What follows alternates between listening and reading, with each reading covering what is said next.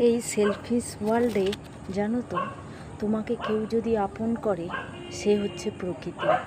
প্রকৃতি না তোমাকে কোনো দিন স্যাড হতে দেবে না। তাই যখনই মন খারাপ লাগবে নেচারের সঙ্গে সময় কাটান, দেখবেন নেচার আপনাকে সব দেবে।